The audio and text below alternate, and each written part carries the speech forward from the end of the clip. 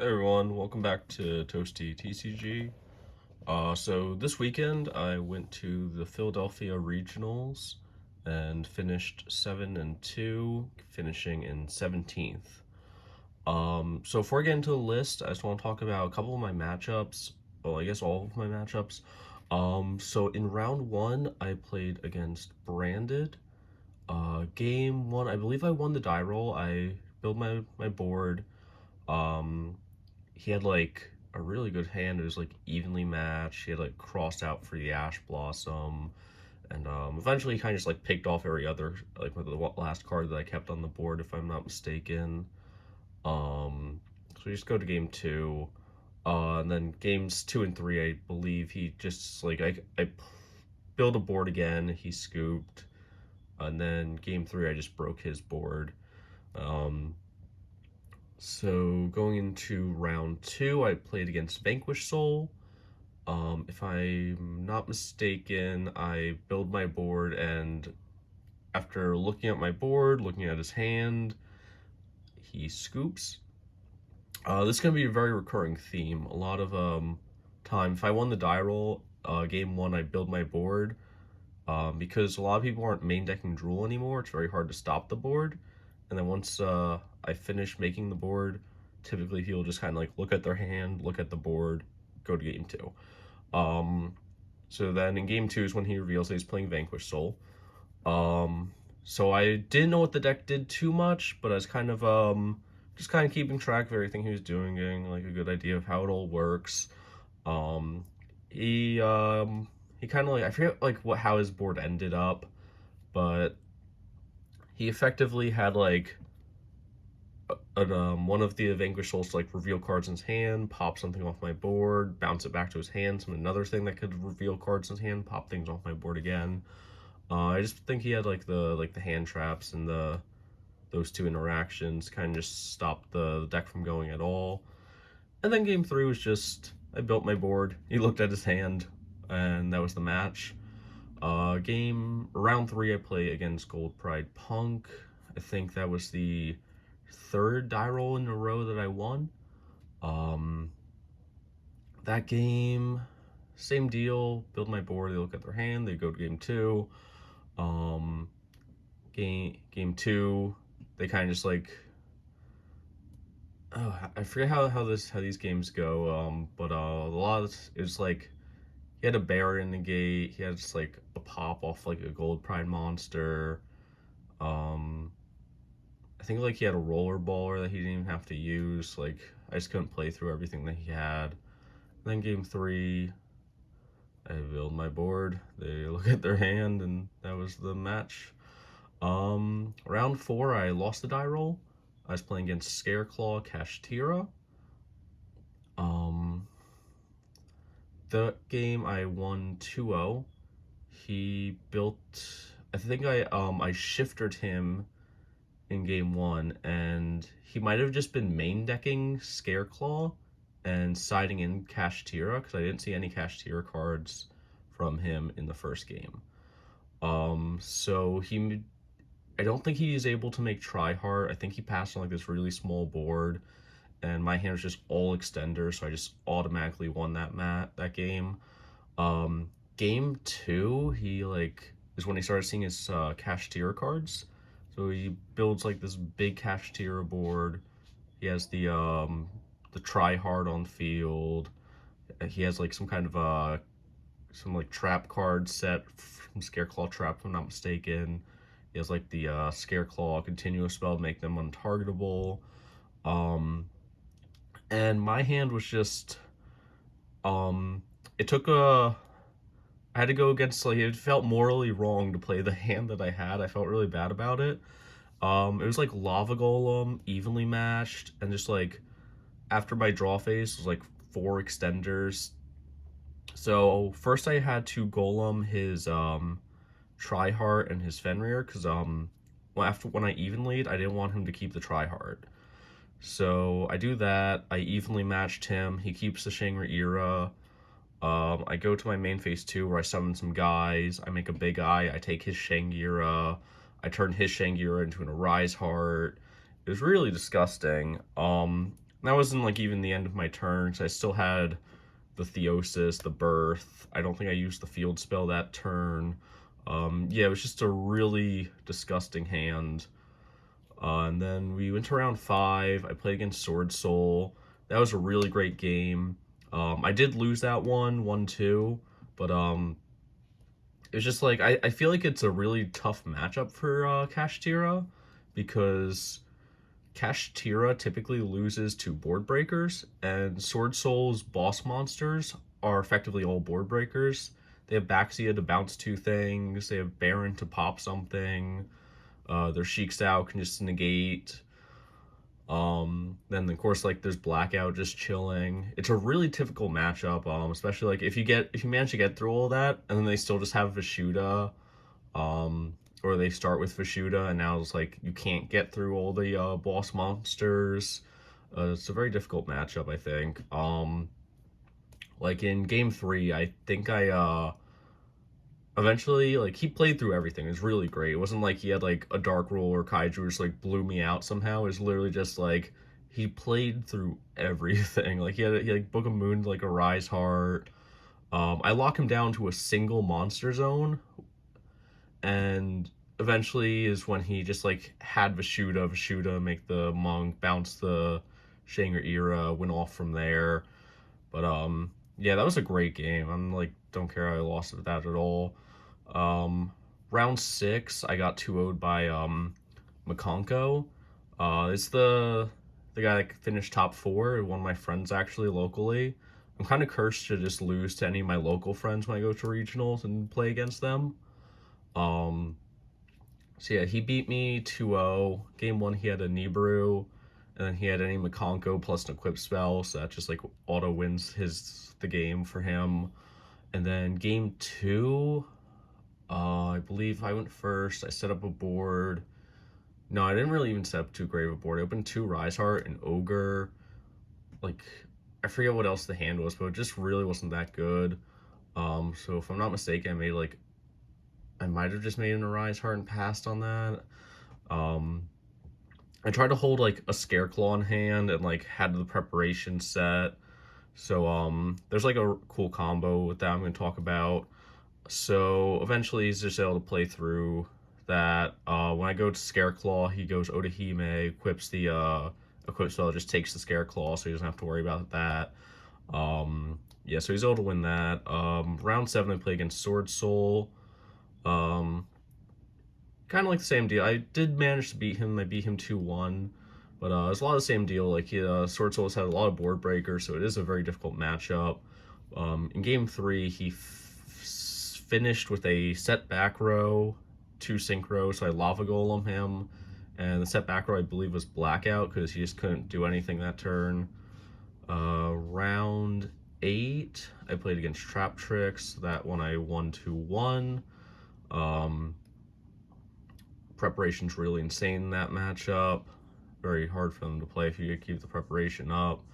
Kind of just like ripping like the Link 3 out of their deck with the Unicorn, puts them in a bad spot.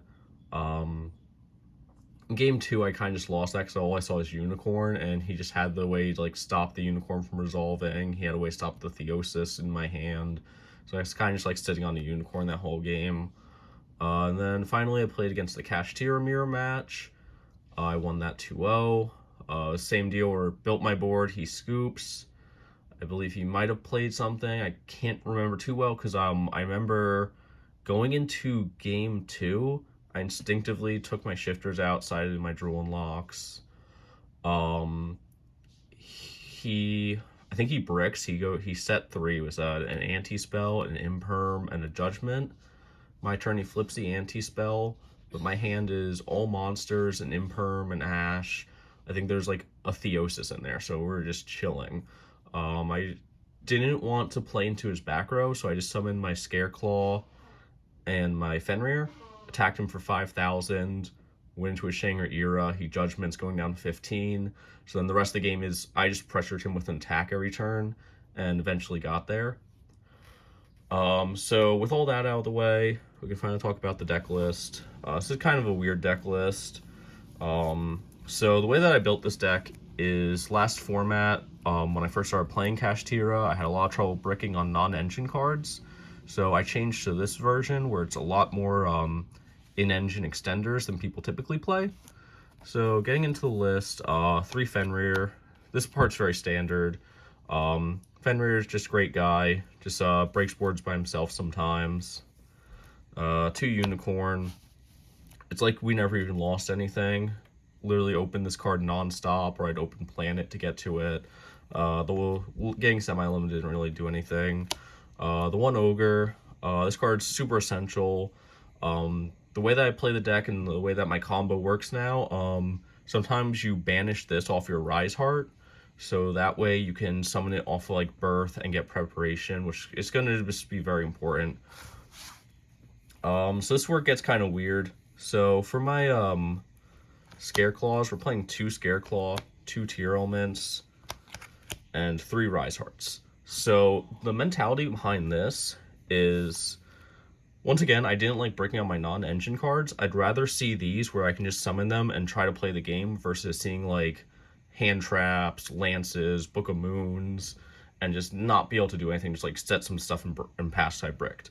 So this deck doesn't really brick. We just keep seeing extenders and keep going. So these are just both free special summons, effectively. Rise Heart's free special summon. If you open 2 of them, it's kind of okay. If you open like 2 of these, you can just like banish one, summon the other. If you open them like 1 and 1, again, you just banish one, summon the other. It's perfectly fine. This also allows you to utilize Kashtira Theosis way more than other Kashtira players can, because typically there's the ratio is this.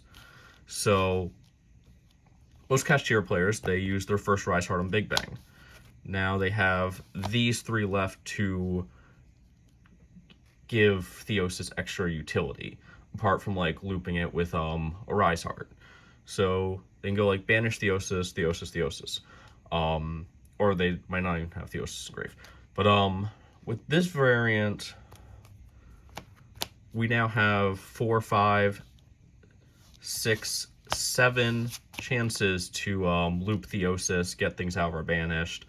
Theosis is a huge part of my grind game. I'm not entirely sure about other Kashtira players because of it's just kind of limited for how many times they can use it, versus 7 different opportunities to go banish Theosis adds something back. So it just adds another layer of grind game. And on top of that, no one expects these. No one expects there to be 2 of each of them. There's a lot of times where people are kind of like looking at my grave, kind of like figuring out their board, and then they're just kind of like relieved when they see like the Scareclaw on grave or something. So like, okay, I don't have to like really think about that. And I'll just go like Theosis, Unicorn, summon the second Scareclaw out of my deck, and they just kind of like look at my grave again, because they're in their head, they're like 1 Scareclaw, but now there's 2 Scareclaws in this deck, 2 Tier Elements. That element of surprise is definitely a pretty decent edge to have. Yeah, so this is built around the idea of not wanting to brick. Moving on to 3 Field Spell, Terraforming. The Field Spell's second effect is definitely a lot more like necessary now, because with the 1 Rise Heart, you definitely just like, if you go Planet, Shangira, Fenrir, you can like banish something face down, then Planet Pop, of course. It's just really good card. If you just open like Hand Traps or like Imperms going into game 2 and 3, open like your back row, things like that, and you go like Shangir, Fenrir, Planet. They have those unknown cards, but then you also have Fenrir plus Planet Pop. Just lets you control the board very well, and just lets you get to your Unicorn. Trap cards, 1 Prep, 1 Big Bang. This is like the GOAT card now, because you set up like this board of Prep, your Rise Heart, and then like another reason to play 2 Scareclaw, 2 Tier Elements is because you want to have 1 in hand. So if they out your Rise Heart, you want to be able to go, cool, on resolution, like say like they kaiju it or something, you go summon Scareclaw, preparations back to your Rise Heart. You just banish the Rise Heart, or your Tier Elements banishes it. Because it's only birth that says non-XZ. Preparation doesn't say non-XZ, so you can banish your Rise Heart with any of these four, and then summon it right back preparations. You're effectively playing 2 Rise Hearts still. Then Big Bang is Big Bang. I don't think I ever used the actual like set effect at all. Just banish off Rise Heart, summon guys. Moving on to spells. It's to no one's surprise, 3 Theosis, 3 Birth. All great cards. These are like the closest things to bricking. Like if you open weird hands, like you don't open any names, Theosis dead. If you open like Ogre, or like you do open like that one single copy of Scareclaw or Tier, and you open like Birth, like I don't know, you're probably losing that game anyway. But yeah, these are like the closest things to bricks, and they're still really broken. Birth has 3 just game-breaking effects. Theosis is both an extender and helps you win your grind game. A lot of the time, I wouldn't even banish Big Bang. I would do like Rise Heart, banish Ogre, do my combo, Birth, get back Ogre, get my prep with like the Scareclaw or the Tier elements in hand. Or you'd go like, if I had Theosis with one of these in hand, just go Theosis, or Rise Heart, banish Birth, if I had the Theosis engrave already, of course, then I just summon it, banish the Theosis, get the Birth. A lot of cool stuff like that. Onto our non-engine spells, just our pot lineup was just 3 Pot of Prosperity, 1 Desires.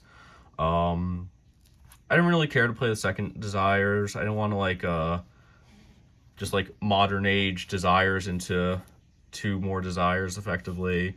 I didn't want to like Pot of Prosperity, see multiple copies of Desires. I know like that's probably like some like scrub mentality going on, but yeah, I just didn't want to like take like risks to my consistency. So just like the 1 Desires is fine.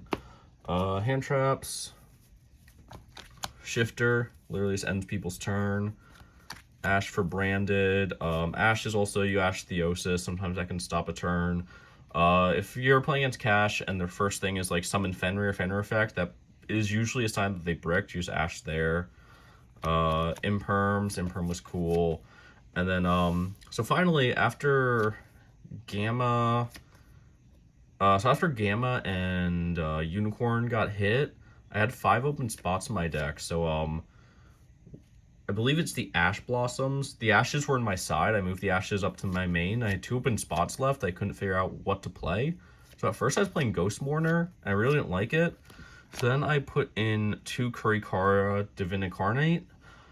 And I didn't really like it, honestly. I played it once the entire tournament. Most of the time it kind of just sat in my hand. Because there was points where, like, depending on if my opponent played certain lines or made certain boards, I would have been able to use it, but they didn't. So most of the time this thing just sat in my hand not doing anything. I didn't really like it. I'm still kind of like thinking what these 2 spots could be.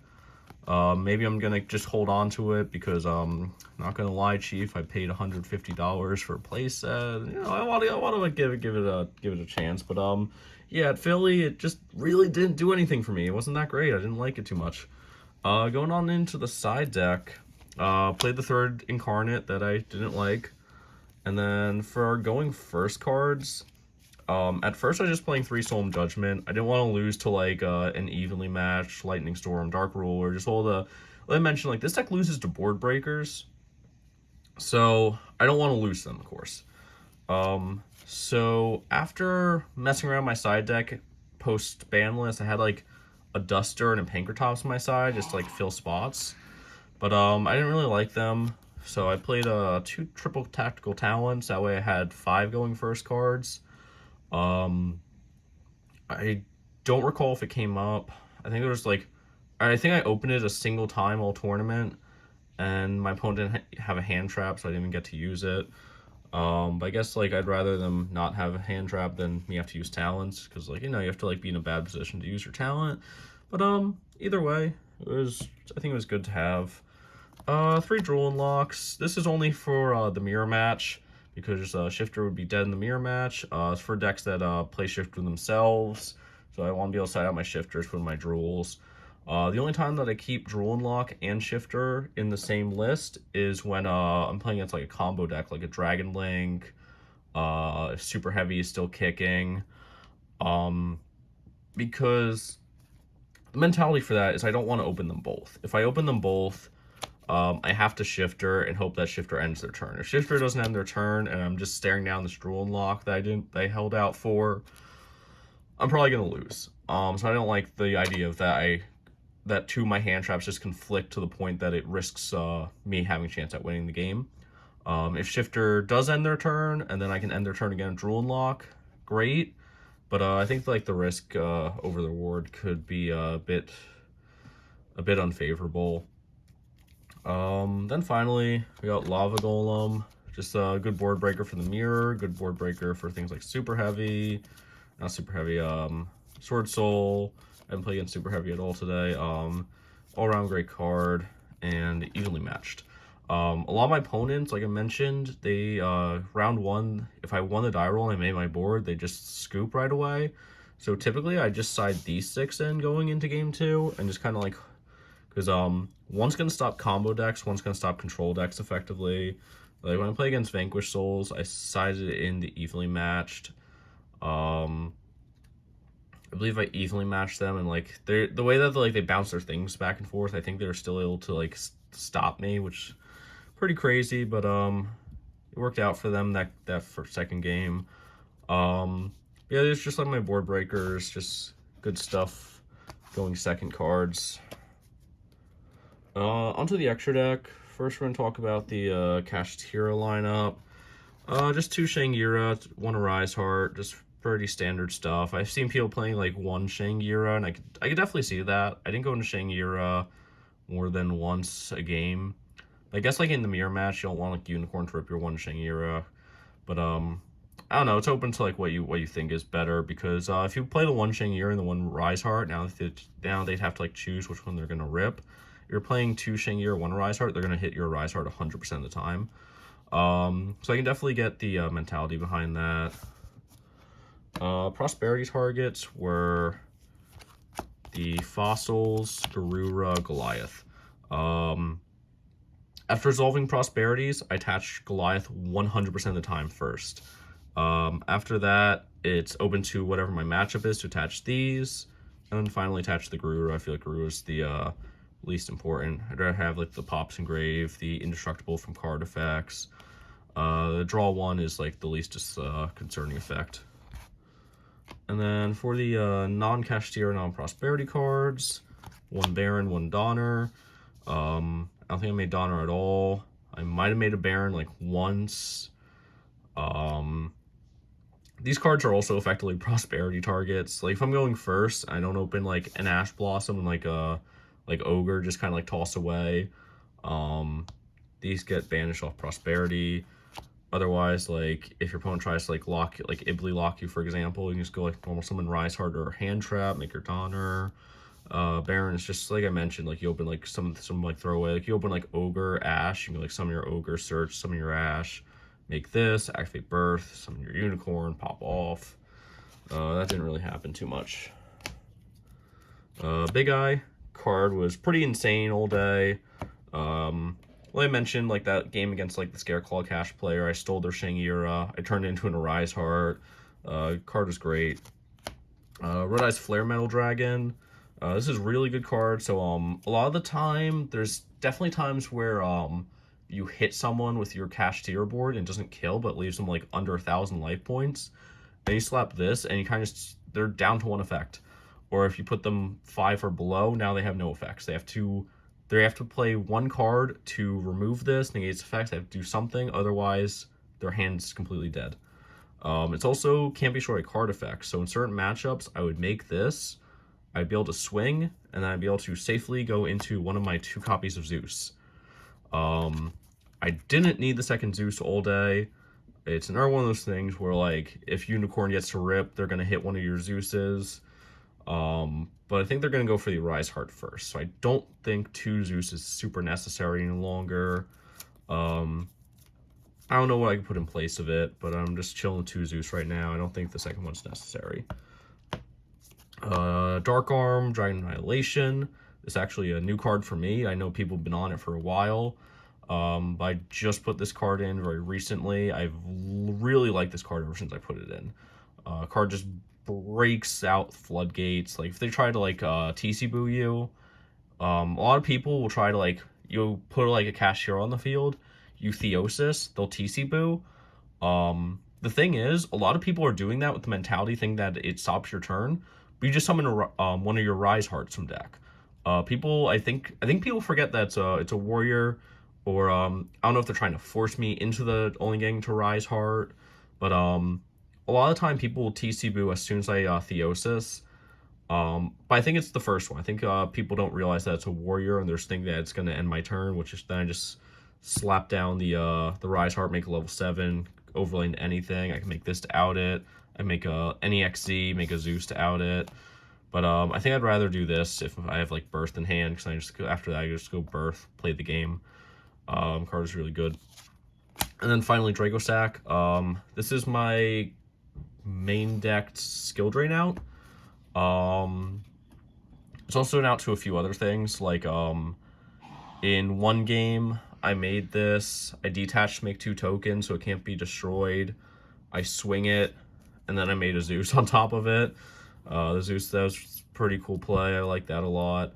Then like you can tribute itself for cost to pop skill drain. So it has like that unique utility. There's a lot of cool things you can do with this card. But yeah, anyway, that is the deck list. And now finally, just like the standard board that we're looking for is, let's see. So you typically want to go like the normal combo line, like you got like your planet or your unicorn. It's like I believe it's like a 1.5 card combo. You want to open something like this, but you also want to open like a Birth, a Theosis, either a Tier Element. You want to open like one of like any of like these other like many cards in your deck. Because I believe one of the parts of this combo can't be searched, if I'm not mistaken. So yeah, you're effectively doing the standard line here with like your unicorn, get your Theosis gets your Fenrir gets you your Rise Heart. Your Rise Heart can then go, well, first you make your Shangri-La, of course, before you even think of activating Rise Heart. So like you can make your guy, right? And then from here, you want to be able to go summon the Rise Heart. Rise Heart, if you have Birth in hand, I believe you have Birth and Claw. I think these are the ones that you want. You can then go Banish Ogre. And then you can go Birth, get back your Ogre, get your Preparation, and now you're set. Because from here, after you resolve the Rise Heart and you like locked his own Shangri-La, now you can make your Rise Heart, and you have your Preparation set. So this is like the ideal board here. You have your Scareclaw in hand, and now you pass your turn, you summon like your Fenrir, you summon your unicorn. This part's not super important, but it's nice to have Fenrir just like chilling somewhere. Now let's say they kaiju you somewhere. Also you want to make sure it's like in your extra monster zone. I'm just kind of like expediting the process. Because like if they kaiju your Rise Heart, depending on like how wide your board is, you're not going to have the open room for this play. So you want to have Shangri-La up there. So in this case, if you have it up there, they kaiju you. You now have 2 open spots. You go summon by banishing a Rise Heart. Preparation, get back your Rise Heart. That's basically what we're trying to do all day, is set up this board. If they couldn't break the board, of course they lose. If they were able to break the board, then we have this like 3-card interaction that gets us back in Rise Heart and gets us back in the game. So yeah, that was the goal of playing this variant. It's again why I wanted to play 2 Scareclaw, 2 Tyromins, so to like kind of like increase my odds of opening them, so that way I could do this play. And it was just very powerful. Anytime that I was able to resolve that, and I was just kind of able to invalidate, throw out to a Rise Heart. It's just super strong. Overall, like, the event was really good. Shout out to all my homies, everyone that the boys that I got to ride with up to the event, everyone that I went home with, everyone, all my opponents, everyone was super cool. I had like all really great opponents. Everyone that was just like at the tables around me were all like talking in between the rounds, just having a good time. Judges, excellent. I didn't have a judge call once, but everyone was just cool. Vendors were cool. Everything, really great venue. But yeah, that about wraps things up. 17th place. Pretty happy about that. And then I'm actually gonna have that the top 4 McConko list on this channel, so look here for that later on. Catch you guys later.